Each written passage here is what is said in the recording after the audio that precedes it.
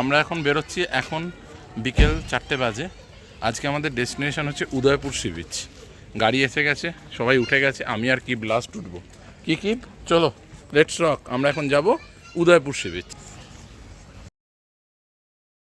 গত পর্বে আপনাদের দেখিয়েছিলাম ছোট্ট কিপকে নিয়ে কলকাতা থেকে মন্দারমণি আসা, ক্লাসিক বিচ রিসর্টে স্টে এবং সঙ্গে সন্ধেবেলা জমিয়ে খাওয়া দাওয়া।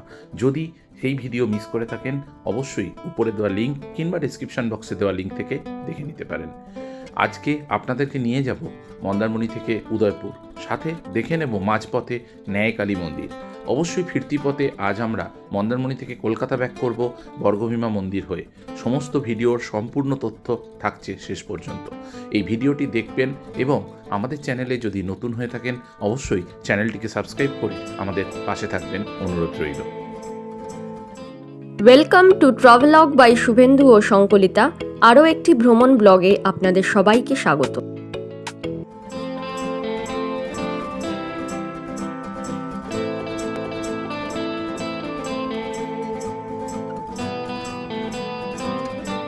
এখানে কালীমাতা মহিষাসুরের ওপর সিংহে বিরাজমান, মা চণ্ডীর রূপে কালীমাতা এখানে পূজিত হন। মন্দিরে অনেকেই পুজো দিতে এসছেন, আর এটা হচ্ছে নাট মন্দির। আমরা তিনজনে এসেছিলাম, কিভ, আমি আর কিভের দাদু। তিনজনে আমরা পেছনে নোয়াখালী মন্দির দর্শন করে গেলাম। দাদাকে আমরা পেয়েছি, উনি এখানকার ট্যাক্স কাটেন, মানে পার্কিংয়ের ফিস কাটেন। আচ্ছা, আপনার বাড়ি এখানে। বলুন তো এই ন্যায়কালীর সম্বন্ধে। ন্যায়কালী মায়ের অর্থ হচ্ছে নৌকোর কালী। আচ্ছা, এলাকায় সবাই মৎস্যজীবী, কিন্তু কেউ শিল কাঠ নয়, সব জায়গায় কাঠ। আমরা যদি মায়ের না ধরতে গেলে আমাদের সংসার চলবে না। মায়ের আবির্ভাব হচ্ছে 300 বছরে। আচ্ছা, 300 বছর আগে আবির্ভূতা।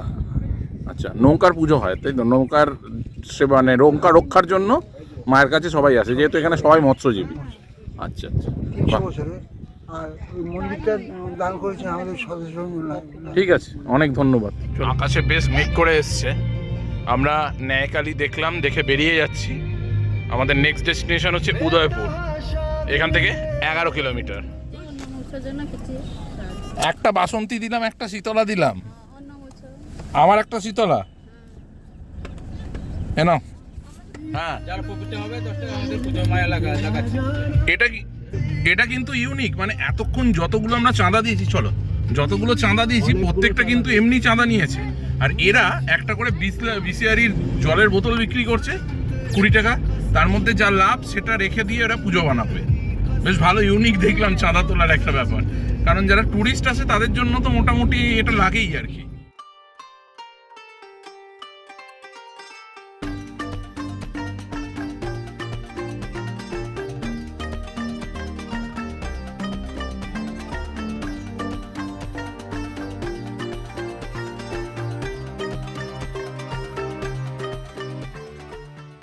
আপনারা তো জানেন উদয়পুর লোকে কেন আসে, বাট আমরা অ্যাম্বিয়েন্সটা, পেছনের দিকের অ্যাম্বিয়েন্সটা, ঝাউবন বাগান আর ওই দিকের রাস্তাটা, ওই দিকটা বেশ ফাঁকা ফাঁকা। দীঘা থেকে উদয়পুরে চলে এলে যেটা হয় সেটা হচ্ছে খুব সুন্দর একটু ফাঁকায় আনন্দ করা যায়। তো অফকোর্স বন্ধুবান্ধবরা থাকে, তারা একটু বেশি আনন্দ করতে পারবেন। তো ঠিক আছে, আমরা ফ্যামিলি নিয়ে এসেছি, আমরা একটু মাছ ভাজাই খাবো, তারপর আমরা আবার ফিরে যাব দীঘা হয়ে। রাতে রেস্টুরেন্টে ডিনার করে মন্দারমণিতে আমরা যেখানে রয়েছি ক্লাসিক বিচ রিসর্ট, সেখানে ফিরে যায়। যে ভীষণ সুন্দর, খুব ভালো ওয়েদার, গরম একটুও নেই, মেঘলা হয়ে গেছিলো, আর এদিকটা এখন মেঘ কেটেও গেছে, মেঘটা কিন্তু পিছনের দিকে চলে গেছে, দেখছেন। সুতরাং আজকে ওয়েদারটা দারুণ এনজয় করার মতো।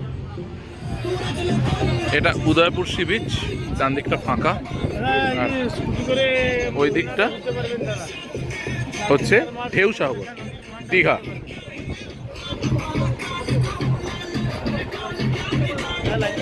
আর বসা হলো না, আমরা একটু কাঁকড়া আর পমফ্রেট মাছের অর্ডার দিয়েছি। আকাশে ঘন চাপা মেঘ, তো আমাদের ফিরতেই হবে। কিব মা শাশুড়ি মাকে পাঠিয়ে দিলাম, শঙ্করিতাও চলে গেছে। আমরা তিনজন ওয়েট করছি শুধুমাত্র ডেলিভারিটা নেওয়ার জন্য। মাছটা রেডি করে দিলেই আমরাও বেরিয়ে যাব। প্রচণ্ড বৃষ্টি মাথায় নিয়ে সেদিন ফিরে এসেছিলাম আমরা রিসর্টে। তার কোনো ভিডিও নেই, রাতে ডিনার রিসর্টেই করেছিলাম। তারপরের দিন ফেরার পালা মন্দারমণি থেকে কলকাতা। Good morning. আজকে 22 তারিখ।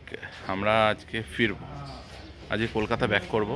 সকালবেলা আমরা একটু গেছিলাম বিচে, তো বিচ থেকে ফিরে গেছি। এখন আমাদের ব্রেকফাস্ট করে নিতে হবে।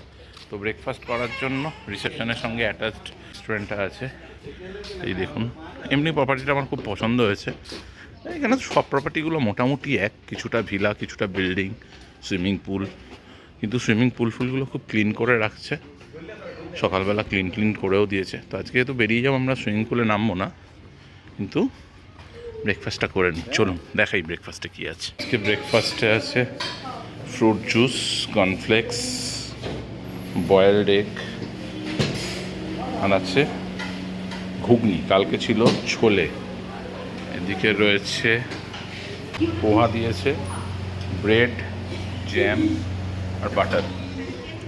আর এই যে সোনু লাস্ট মোমেন্টে দাদু আর দিদার সঙ্গে, কি করছো দাদু আর দিদার সঙ্গে? যাবে না সোনা? আমরা বাড়ি যাবো তো।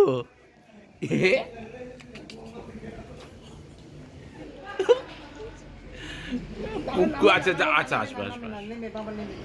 আমরা বেরিয়ে যাচ্ছি, লাগেজগুলো ওরা পৌঁছে দিচ্ছে আমাদের গাড়িতে। ব্যাস, আজকে মোটামুটি আকাশে মেঘ, টিপটিপ বৃষ্টি। চলো, আমাদের মন্দারমণি দুদিনের ট্রিপ শেষ। তো আমরা এবার ফিরে যাচ্ছি। মাঝখানে চেষ্টা করব তমলুকে বর্গভীমার মন্দিরে একবার পুজো দিয়ে যাওয়ার।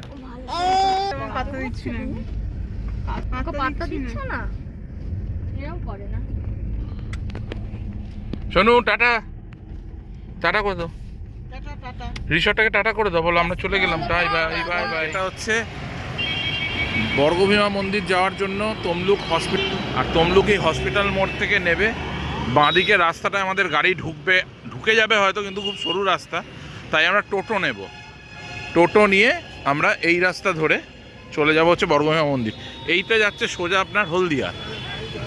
আমরা টোটোয় উঠে গেছি। আমরা যেহেতু 6 জন, একটা টোটোয় হলো না, আমি 5 জন উঠেছি একটায়, তুলিকে অন্যটায় দিয়ে দিলাম।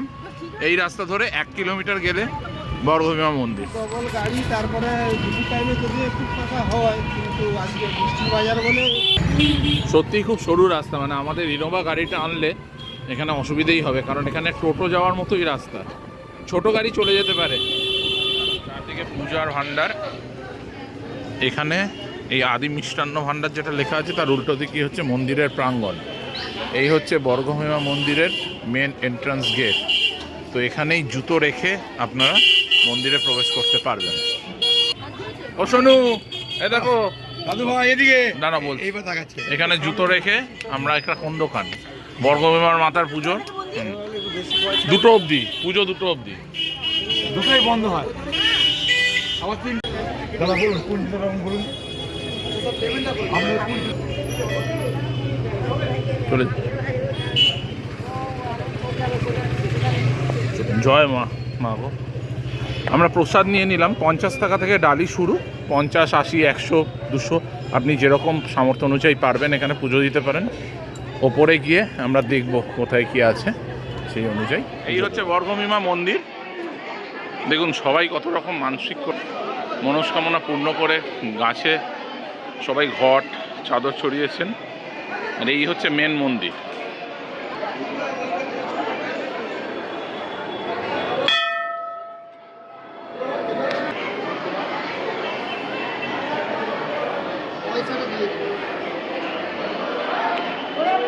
সতীপীঠ মা বর্গভীমার মন্দির, আমরা ভেতরে আছি, আপনাদের দর্শন করাই।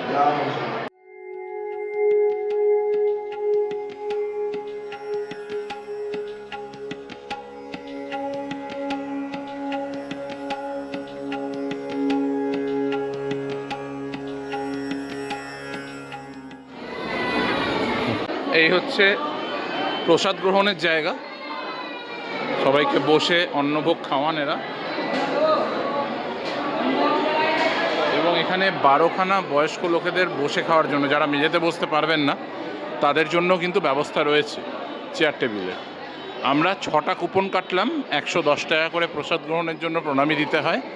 তো আমরা 110 টাকা করে 660 টাকা দিয়ে 6টা কুপন কেটে নিয়েছি। আমরা বসে এখানে অন্ন গ্রহণ করব। আর একটা জিনিস বলে রাখি, বর্গভীমা মায়ের মন্দিরে পুজো হয় শোল মাছ দিয়ে। আর শোল মাছ দিয়ে যেহেতু পুজো হয় সেই জন্য এখানে প্রসাদেও কিন্তু থাকে শোল মাছ, নিরামিষ একদম নয়। কালী মায়ের শোল মাছের প্রসাদ এই বর্গভীমা সতীপীঠে আপনারা পেতে পারেন।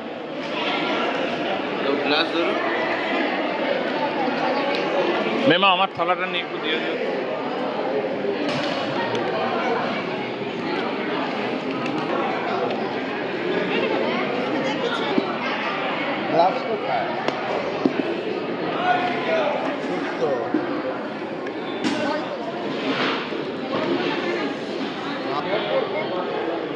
অল্প করে দাও।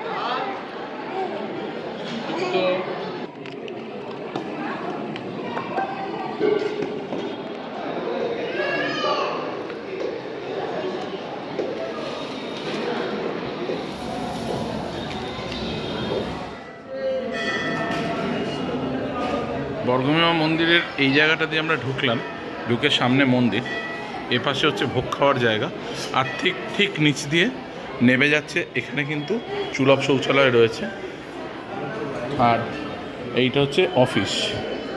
সমস্ত রকম মানে আপনারা যদি উপনয়ন অনুষ্ঠান, আশীর্বাদ, বিবাহ, ভোগ, মুন্ডন, পাঠাবলি, যে কোনো ধরনের সব কিছুর দক্ষিণার তালিকা এখানে করা রয়েছে। এটা ফিক্সড, এই তালিকা অনুযায়ী ওনারা এখানে সমস্ত কিছু করেন। এবং প্রণাম, এখানে প্রণামীটাও কিন্তু আপনি একমাত্র কাউন্টারেই দিতে পারবেন, কেউ এখানে খুচরো প্রণামী নেয় না। আমাদের পুজো দেওয়া শেষ, এবার আমরা যাব হচ্ছে হসপিটাল মোড়। ফিরতি পথে হসপিটাল মোড় অবধি যাব, ওখানেই আমাদের জন্য প্রথমদা গাড়ি নিয়ে ওয়েট করছে। ওখান থেকে উঠে তারপর আমরা বেরিয়ে যাব।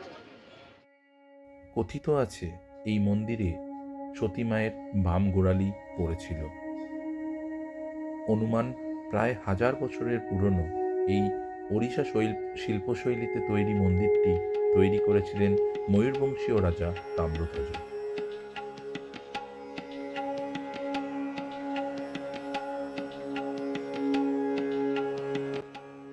আজকের মতো ভিডিওটা এখানেই শেষ করছি। খুব তাড়াতাড়ি দেখা হচ্ছে নতুন কোনো ভ্রমণের গল্প নিয়ে। এই ভিডিওটা যদি আপনাদের ভালো লেগে থাকে অবশ্যই ভিডিওটি লাইক করুন, কমেন্ট করুন, আর প্রচুর শেয়ার করুন। চ্যানেলে নতুন হয়ে থাকলে অবশ্যই চ্যানেলটিকে সাবস্ক্রাইব করে আমাদের চ্যানেলে পাশে থাকার অনুরোধ রইল।